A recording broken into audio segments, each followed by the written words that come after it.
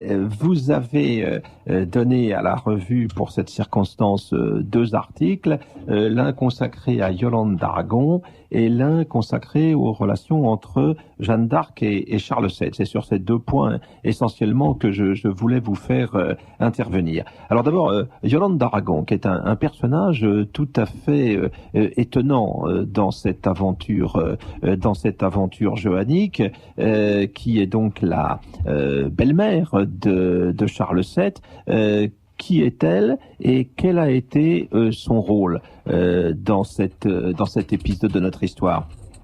Ah, c'est une femme tout à fait étonnante. Son petit-fils, le roi Louis XI, a dit d'elle, et la formule est intéressante, qu'elle avait une tête d'homme sur un corps de femme. À l'époque, c'est un compliment pour une femme que de dire cela d'elle. Louis XI, d'ailleurs, semble avoir gardé un souvenir un peu ambigu parce que Yolande d'Aragon a toujours été très autoritaire, y compris dans le cadre de sa famille. C'est une femme qui a une origine prestigieuse, puisque son père était le puissant roi d'Aragon Jean Ier, et par sa mère, elle était arrière-petite-fille du roi de France Jean le Bon. Donc une belle hérédité.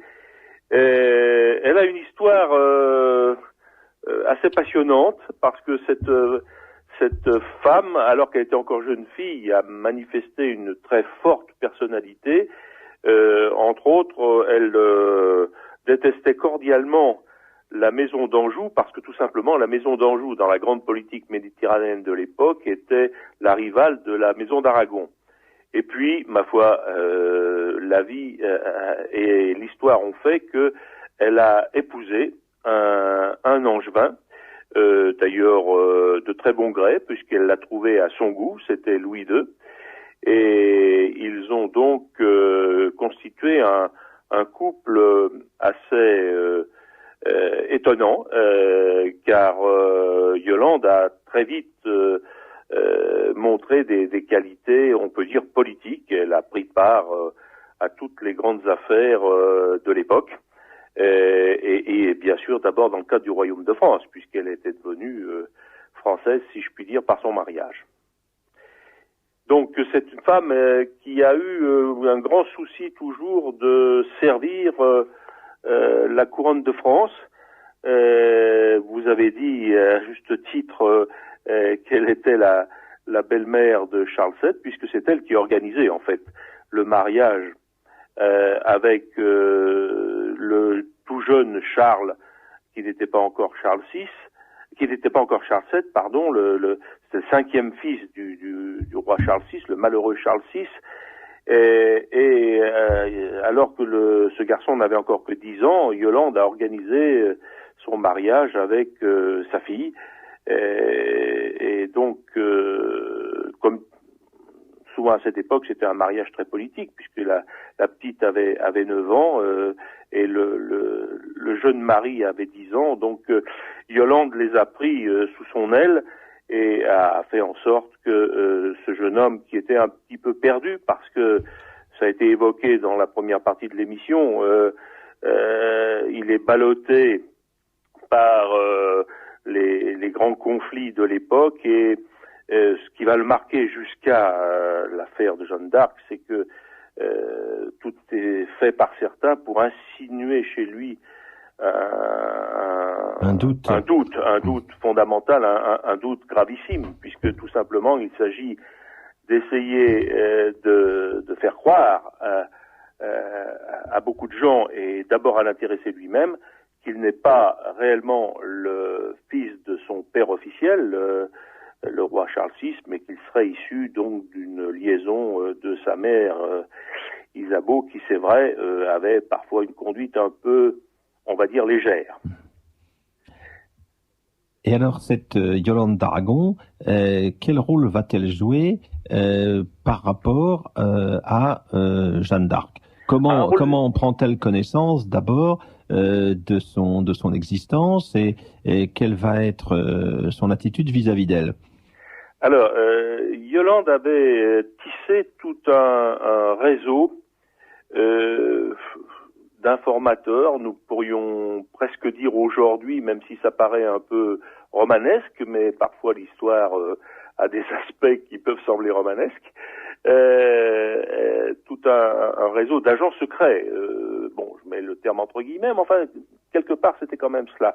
Elle recevait beaucoup d'informations, et un jour, elle reçoit d'un de ses fidèles, elle a fait en sorte, Yolande, tout au long de sa vie, de placer à des postes utiles, des postes stratégiques, des gens qui lui étaient dévoués.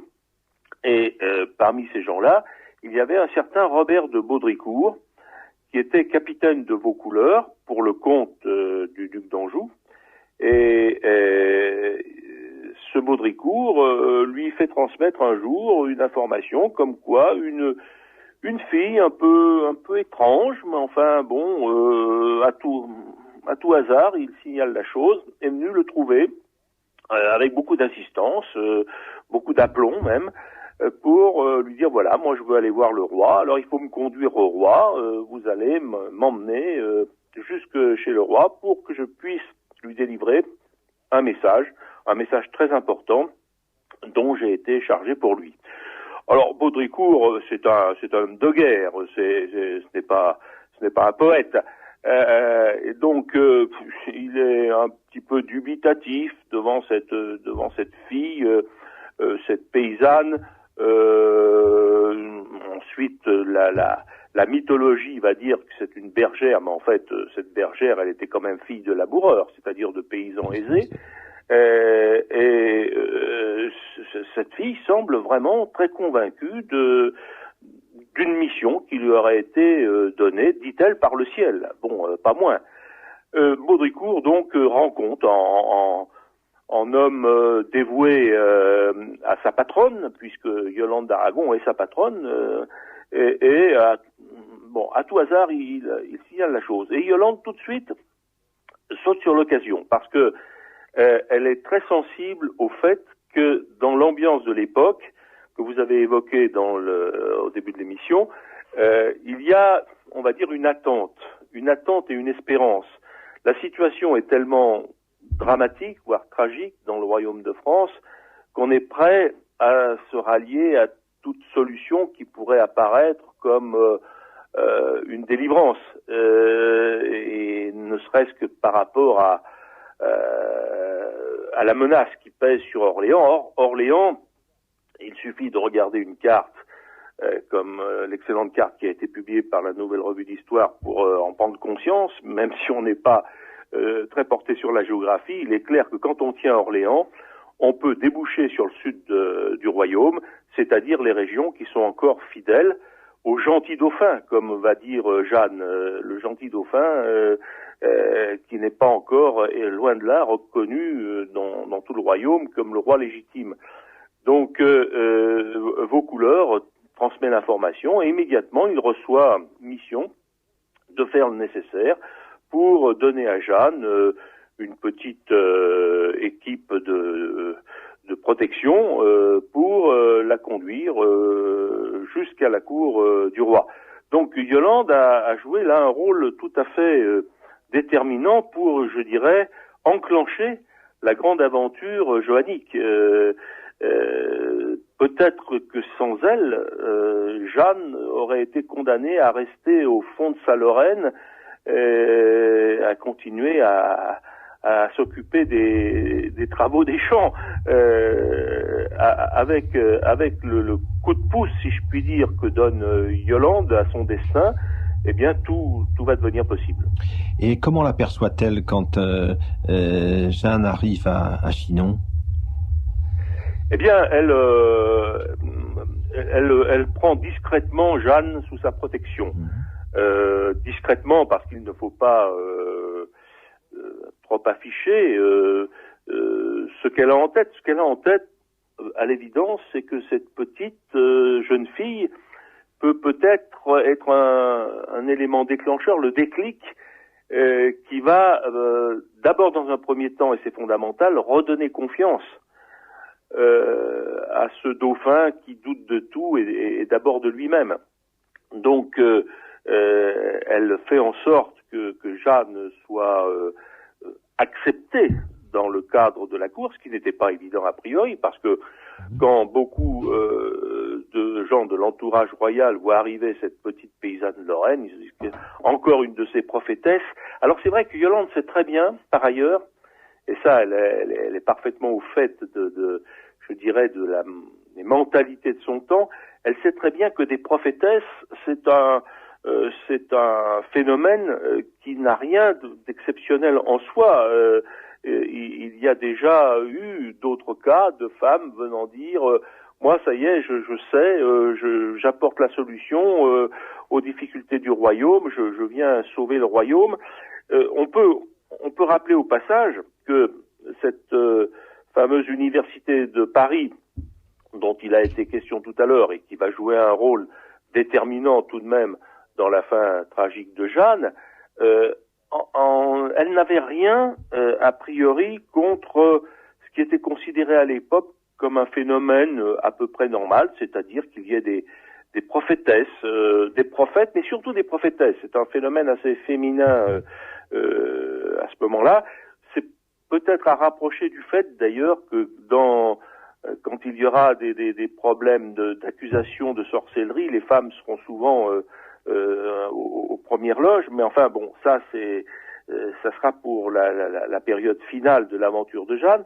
Mais l'université de Paris en 1413 avait diffusé un texte qui est tout à fait étonnant, puisque c'était un appel, je cite, aux pieuses personnes menant bonne vie et ayant le don de prophétie pour qu'elles remédient aux malheurs du royaume. Donc les savants universitaires parisiens a priori acceptaient l'hypothèse d'une prophétesse, pourquoi pas.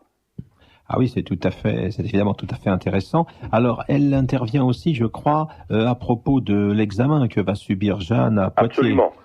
Absolument, puisque évidemment, les bonnes âmes qui ne manquent jamais dans ce genre de situation, tout de suite disent mais qu'est-ce que c'est que cette fille qui prétend être la pucelle, mais enfin, faut voir, est-elle vraiment? Alors, bon, dans ces cas-là, sans entrer dans des détails un peu graveleux, il faut évidemment aller voir de près, si j'ose dire, et Yolande se charge elle-même, avec quelques-unes de ses dames de compagnie, de vérifier l'état de virginité de Jeanne, et elle atteste ensuite que oui, il n'y a aucune hésitation à avoir, Jeanne est bien pucelle. Alors, ça peut nous paraître aujourd'hui un détail un peu surprenant, qu'on insiste autant sur cette virginité, mais à l'époque c'est fondamental, parce que si une fille qui se présente comme ayant don de prophétie et qui se prétend pucelle, si elle a eu commerce, parce que beaucoup de gens vont dire assez vite, qui lui sont hostiles, oui, mais en fait elle n'est pas envoyée par Dieu, elle est envoyée par le diable. Or, si on a commerce avec Satan, lorsqu'on est une jeune fille, cela a des conséquences qu'on peut imaginer, et donc il n'y a plus de virginité. Donc, le fait de pouvoir prouver, médicalement parlant, si je puis dire, que la virginité est attestée, c'est aussi une réponse efficace contre les accusations de diablerie. Et alors, Yolande également va encourager Charles VII à se rendre à Reims. Oui, parce que Yolande est une tête politique. Lorsque Jeanne insiste sur le fait que l'objectif principal, certes, il faut délivrer Orléans, mais au-delà d'Orléans, il y a Reims. Et c'est vrai, alors même que dans l'entourage du roi, des gens sont réticents, disent mais non, attendez, Reims, d'abord c'est risqué, on va devoir traverser des territoires qui sont contrôlés par les Anglo-Bourguignons. Compte tenu des défaites militaires accumulées par les Français, le moral n'est pas au beau fixe sur le plan militaire, même si c'est vrai, la délivrance d'Orléans va modifier beaucoup cela. On va retrouver l'espoir dans le camp français, mais il n'empêche que un certain nombre de conseillers du roi disent non, Reims, après tout, puis Reims, est-ce que c'est vraiment si important que cela? Ce qui compte pour rétablir la situation, c'est de tenir Paris. Donc il faut avoir pour objectif Paris. Et Jeanne est absolument opposée à cela, elle dit oui, Paris, bien sûr, on s'en occupera, mais après, Reims d'abord. Et politiquement, et je dirais même idéologiquement parlant, elle a complètement raison. Parce que la souveraineté, le pouvoir souverain du roi repose sur le sacre, avec sa dimension surnaturelle. Donc à partir du moment où le roi est sacré à Reims, eh bien, il devient incontestable. Même ses ennemis vont être obligés, mais c'est ce qui rend fou furieux les anglo-bourguignons, c'est qu'à partir du moment où il y a le sacre de Reims, il est difficile de continuer à dire que Charles VII n'est pas le vrai roi. Donc Reims modifie complètement la donne, modifie le jeu, modifie l'échiquier politique, et Jeanne, à cet égard, a eu une très grande intelligence, on peut même dire un trait de génie politique, en insistant aussi lourdement et en finissant, parce que cette fille, elle avait une qualité parmi beaucoup d'autres qui était la ténacité, et les gens qui ont essayé de la contrôler s'en sont rendus compte à chaque fois, c'est que pour se mettre en travers du chemin de Jeanne, eh bien, il fallait beaucoup de courage, et en général, ça ne marchait pas. Alors ensuite, on connaît l'histoire de l'aventure johannique. Charles VII, beaucoup l'observent et s'en étonnent. Finalement, une fois Jeanne prisonnière, alors que se déroule son procès à Rouen, demeure étrangement passif. Et dans les années qui suivent immédiatement le martyre de Jeanne, c'est une attitude qu'il semble confirmer. Il y a là quelque chose d'assez surprenant. Mais avant, je crois que Philippe Dugues a une question à vous poser. Oui, j'écoute avec un grand intérêt et même avec passion tout ce que nous raconte Monsieur Fontaine depuis un moment. Historiquement, c'est passionnant, sur le plan humain aussi.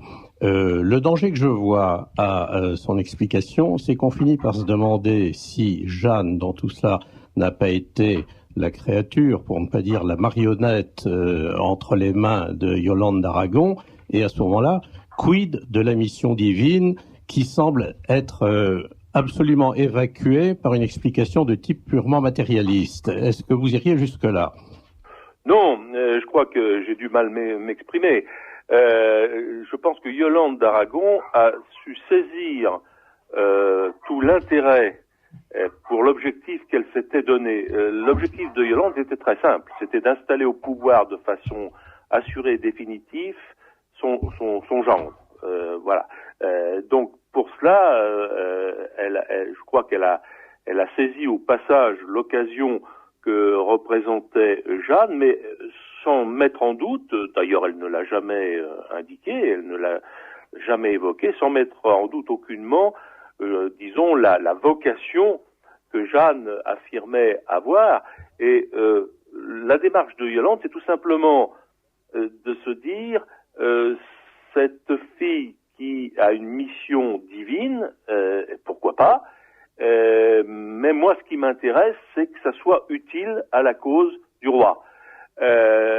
Donc ça n'enlève en rien la dimension spirituelle du personnage de Jeanne et de sa mission. Simplement, je crois que Yolande, le mot n'existait pas à l'époque, mais elle était guidée par un souci de réel politique. Et donc tout ce qui peut être utile à la cause est bon à prendre. Moi, en tout cas, j'ai interprété, après avoir quand même étudié d'assez près le personnage et la carrière de Yolande, je l'interprète ainsi. Elle ne fait qu'appliquer avec Jeanne ce qu'elle a fait par ailleurs. Avec parfois, il faut le dire, parce que les choses ne sont jamais simples, avec parfois un certain cynisme. Yolande, par exemple, n'a jamais hésité à faire supprimer des gens qu'elle considérait comme dangereux pour la cause royale.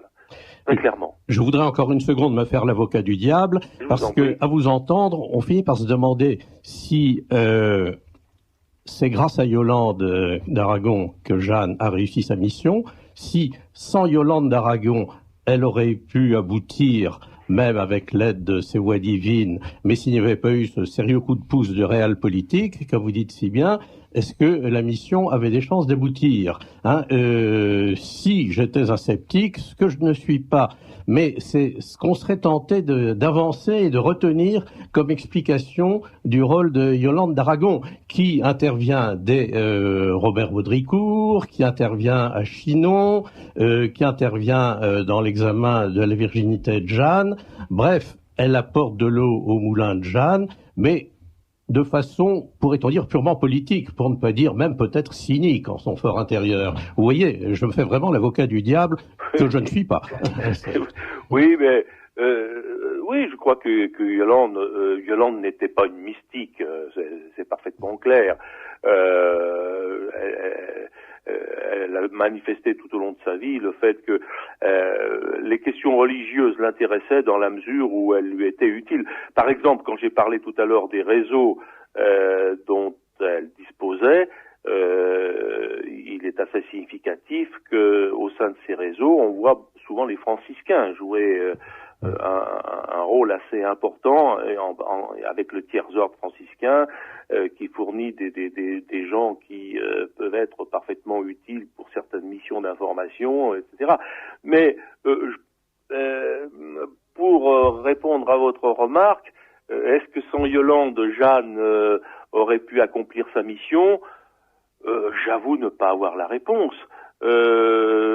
Peut-être, après tout, les miracles, paraît-il, existent, mais je crois quand même que sur un plan très pratique, et donc du coup très politique, Yolande a beaucoup aidé. Est-ce que sans elle, ça aurait été possible?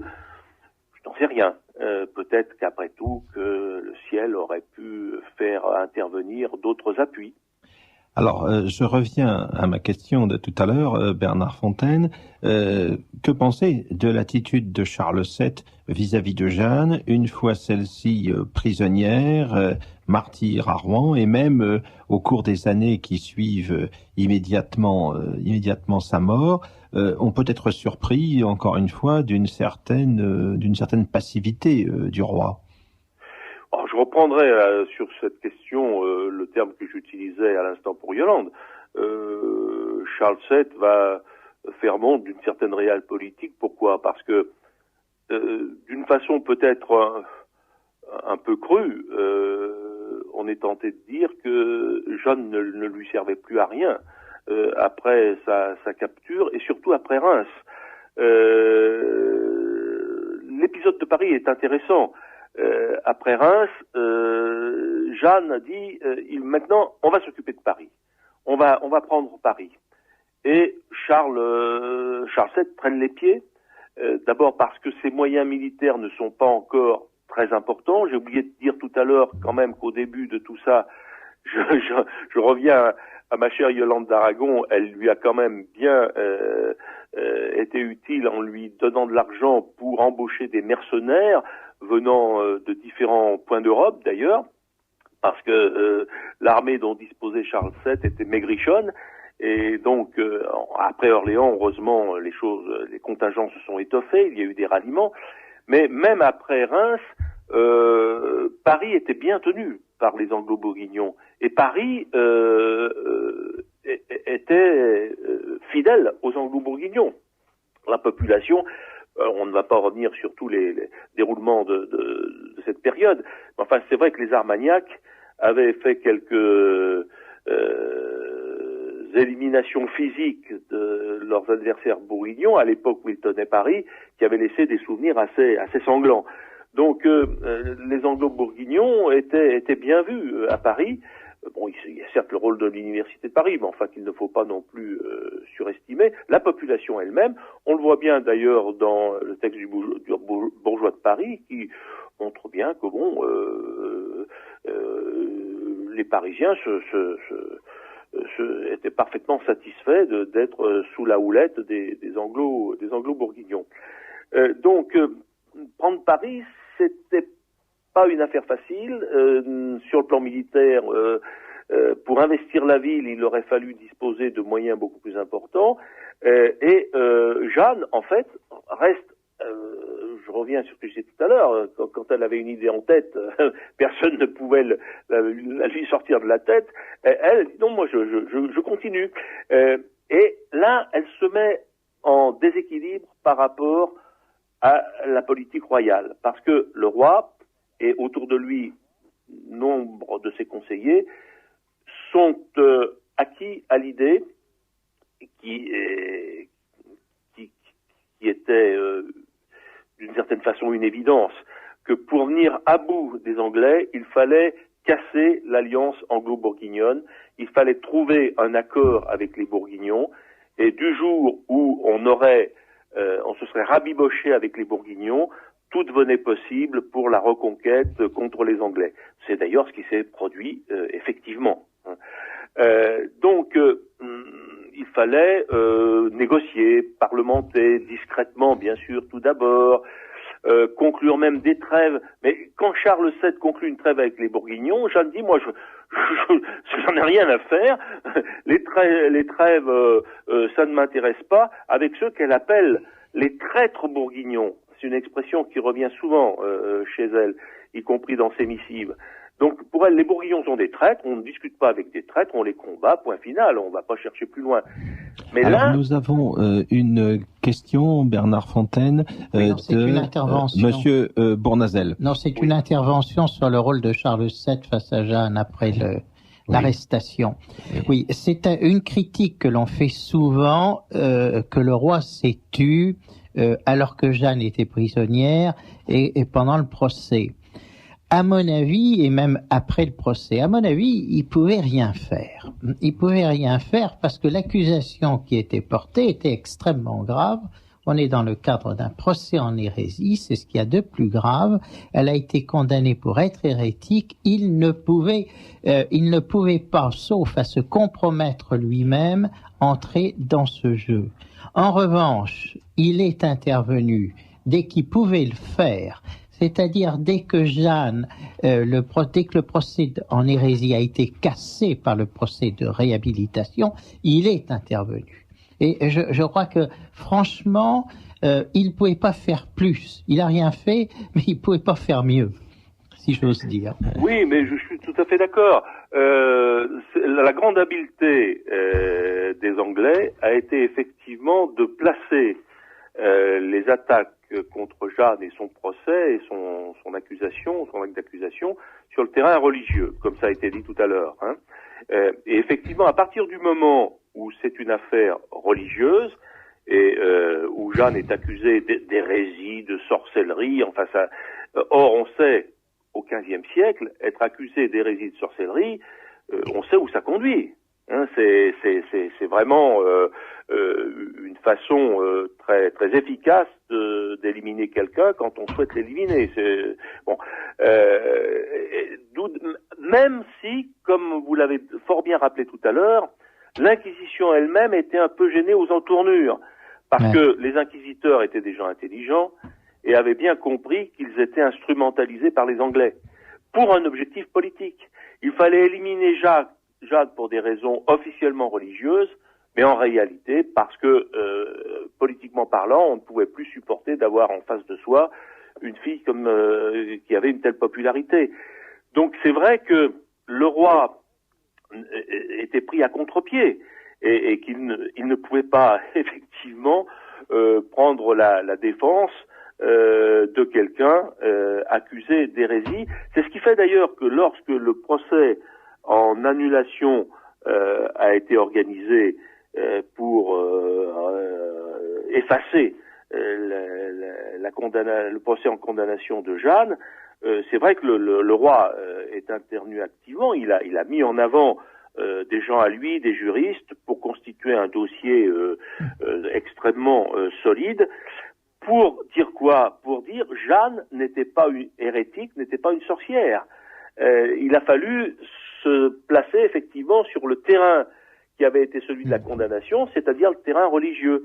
À partir de là, parce qu'il était impossible, et Philippe Conrad le rappelait tout à l'heure, il était impossible que Charles apparaisse, et c'était l'objectif des Anglais, que Charles apparaisse comme quelqu'un qui devait son trône à une sorcière et à une hérétique. Donc il fallait purger en quelque sorte cette accusation, la faire disparaître, et ce qui n'a pas empêché ensuite, une fois que Jeanne a été innocentée à l'issue du second procès, innocentée des accusations d'hérésie et de sorcellerie, ce n'est pas pour autant qu'on en a fait une héroïne nationale, comme vous le savez. On a, disons, tiré un trait sur l'aventure. Charles avait obtenu à l'issue du second procès ce qu'il voulait, c'est-à-dire que désormais personne ne pouvait le suspecter de devoir son trône à une intervention suspecte. Et c'était évidemment politiquement pour lui quelque chose de tout à fait déterminant. Que Charles, moi je n'ai aucune, je ne reprends pas ce qui serait d'ailleurs totalement stupide, l'accusation de dire Charles VII aurait dû prendre la défense de Jeanne, envoyer une armée, que sais-je, ce qui était complètement d'ailleurs impensable. Non, il a fait son métier de roi. Et son métier de roi faisait qu'à un moment donné, cette fille qui lui avait apporté quelque chose de tout à fait fondamental devenait moins utile et même, je crois quand même, il faut le dire, quelque part un peu gênante. Parce que son insistance à vouloir continuer la lutte contre les Bourguignons, j'y faisais référence tout à l'heure, compromettait quand même la ligne politique que Charles avait adoptée, qui était la réconciliation avec les Bourguignons. Il y a une phrase du chancelier Renaud de Chartres, qui plus tard, écrivant sur cette affaire, désire. Bon, donc c'est ce côté-là qui a fini par déplaire quand même, il faut le dire, dans l'entourage royal. Et le roi lui-même peut-être a été un petit peu excédé par l'insistance que Jeanne mettait pour dire ah non, continuons à combattre les Bourguignons, ça n'est pas fini. D'une certaine façon, elle devenait un petit peu gênante. Nous avons une question de Pierre de Meuse. Oui. Ce que vous nous dites à propos de Jeanne, qui donc en quelque sorte désobéit aux consignes du roi, en voulant continuer la lutte, m'amène à poser la question suivante. À ce moment-là, Jeanne se trouve donc seule, sans l'autorité royale, et comment arrive-t-elle à lever des troupes? Et quelle est la motivation de ces troupes? Parce qu'elle continue la guerre quand même. Elle la perd, mais elle continue la guerre. Comment le fait-elle? Elle continue la guerre avec quelques hommes, quelques fidèles, qui lui sont attachés avec une fidélité, disons, personnelle. C'est vrai qu'elle a su séduire par son charisme un certain nombre d'hommes de guerre qui ont trouvé chez elle, évidemment, quelque chose qu'on trouvait peu souvent dans les campagnes militaires, c'est-à-dire une dimension tout à fait exceptionnelle. Et elle a gardé jusqu'à la fin quelques fidèles, mais c'était quelques fidèles. Et quand elle se fait prendre, elle n'est accompagnée que d'une petite troupe. C'est ce qui fait d'ailleurs que elle a été capturée assez facilement. C'est que lorsqu'elle a été encerclée, elle n'avait avec elle que quelques hommes qui se sont battus d'ailleurs pour la défendre, mais qui ont été vite submergés. Et donc, elle n'avait pas une armée. Elle avait quelques compagnons. À un moment donné, lorsqu'elle réussit quand même à prendre quelques places comme Saint-Pierre-le-Moutier ou quelques autres places mineures, elle a réussi quand même à regrouper, on va dire, 200 à 300 hommes. Mais 200 à 300 hommes, c'est pas suffisant pour prendre Paris. Eh bien, merci infiniment, Bernard Fontaine, de votre intervention et des éclairages que vous nous avez apportés concernant Yolande d'Aragon et les relations entre Jeanne d'Arc et Charles VII. Merci à vous. Au revoir. Au revoir. Alors, nous avons de nombreux messages depuis le début de l'émission. Je vais en présenter quelques-uns. Un auditeur qui nous signale l'excellent article de Dominique Vénère sur la dimension spirituelle de Jeanne d'Arc. Effectivement, que les lecteurs du dossier de la Nouvelle Revue d'Histoire pourront découvrir.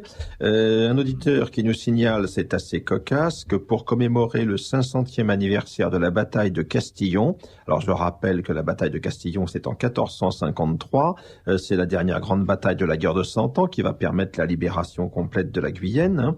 La mairie du lieu n'a rien trouvé de mieux que d'ériger en 1953 un monument à la mémoire de Talbot. Il s'agit du général anglais tué ce jour-là avec 4000 de ses soldats. Et notre auditeur demande, s'interroge avec un point d'interrogation, la repentance déjà. Voilà. Également, un de nos auditeurs qui nous signale que, en raison du 600e anniversaire, manifestement, les chaînes Arte et France 3 nous ont présenté récemment une Jeanne d'Arc, agent de Yolande d'Aragon, et qui, de surcroît, ne serait pas morte à Rouen et aurait survécu. Que penser, historiquement parlant, de ces tentatives de désacralisation du mythe? Alors, tout d'abord, en ce qui concerne les fausses Jeanne d'Arc, je signale un article du dossier qui est consacré. La désacralisation du mythe, évidemment, il faut en quelque sorte en finir avec un certain nombre de références fortes de notre histoire nationale. J'évoquais tout à l'heure le fait que dans la perspective de cette année 2012, c'est un petit peu Jeanne d'Arc a été repêchée, je crois, un petit peu en dernière minute pour être honorée comme elle le mérite, parce que effectivement, elle ne correspond pas aux standards des héros ou des modèles que l'on veut mettre en avant aujourd'hui, et tout ça, on sait bien sûr pour quelle raison. Un auditeur qui nous signale que le théologien Marcel Clément avait fait état des prophéties qui avaient été prononcées concernant une vierge venue de Lorraine qui viendrait sauver la France suite aux prières ferventes faites par nombre de Français. Oui, il faut évidemment replacer tout cela dans l'univers spirituel de l'époque. On a suggéré tout à l'heure l'importance des réseaux franciscains, les franciscains qui sont très influents dans ces régions lorraines, avec lesquels les populations locales sont en contact étroit, ce qui contribue à créer évidemment un climat spirituel qui va être propice, favorable à l'apparition ensuite de l'aventure, au développement ultérieur de l'aventure de Jeanne d'Arc. Un auditeur qui nous dit que Yolande d'Aragon, avec son réalisme politique, a été en fait un instrument de la Providence. Et puis des auditeurs manifestement satisfaits, puisque nous avons un grand bravo pour cette émission. Merci pour les brillantes révélations de cette émission. Un auditeur qui nous demande ce que fut l'influence de Robert d'Artois pour inciter Édouard III à envahir la France. Alors, il apparaît qu'elle fut réelle, parce que Robert d'Artois avait des comptes à régler, déjà anciens. Tous les lecteurs de la fameuse série des Rois maudits connaissent le personnage. Alors, à froid, je pense pas que l'on soit en mesure de répondre précisément à cette question, mais je renvoie notre auditeur, par exemple, à la guerre de 100 ans de Jean Favier, dans laquelle je pense qu'il trouvera les informations ou les pistes nécessaires. Alors, un auditeur qui nous dit, et cela va concerner la suite de nos propos, le film d'Otto Preminger est extraordinaire et correspond tout à fait à vos propos. Nous en parlerons certainement dans quelques temps avec Philippe Dugue, et un auditeur qui nous dit que cette émission me ravit. Eh bien, nous en sommes extrêmement satisfaits, cher auditeur. Alors donc, voilà un certain nombre de réactions de nos auditeurs. nous allons retrouver maintenant Jeanne, ou plutôt ce qui est devenu ensuite le souvenir de Jeanne, comment s'est constitué le mythe de Jeanne, la part qu'elle a prise dans la genèse de l'éveil du sentiment national, dans les représentations que les Français se sont données de leur passé, des modèles héroïques vers lesquels ils se sont tournés. Je crois que ce qu'il est important de mettre en avant, c'est essentiellement le 19e siècle qui va faire de Jeanne d'Arc l'héroïne nationale. On a parlé tout à l'heure du rôle de Michelet. C'est la France patriote, nationaliste d'après 1870, c'est la France qui subit l'effrayante épreuve de 1914 qui va tout naturellement se tourner vers elle. Ce n'est pas du tout un hasard si c'est au lendemain de cette immense tragédie qu'elle est finalement canonisée, et à peu près dans le même temps que Maurice Barrès, s'appuyant sur la majorité de la Chambre du Bloc national élue en 1919, va faire instituer la fête nationale de Jeanne d'Arc. Instituée à l'unanimité des deux chambres. Instituée à l'unanimité des deux chambres, nous précise Alain Bournazel. C'est un exploit. Oui, tout à fait. Mais on le comprend très bien dans le contexte de l'époque qu'un tel consensus ait pu s'établir. Hein. On voit bien quelle est la présence dans les esprits, dans les consciences de Jeanne d'Arc pendant l'épreuve de 14. On a des images où on voit son ombre veiller sur la cathédrale de Reims qui a subi le feu de l'artillerie allemande. On a le cas de cette visionnaire vendéenne qui dit avoir été en contact avec Jeanne d'Arc à l'occasion également de cette guerre de 14. Dans ce grand moment d'unanimité nationale, dans le sacrifice, dans l'épreuve, évidemment, elle tient une place de premier plan. Alors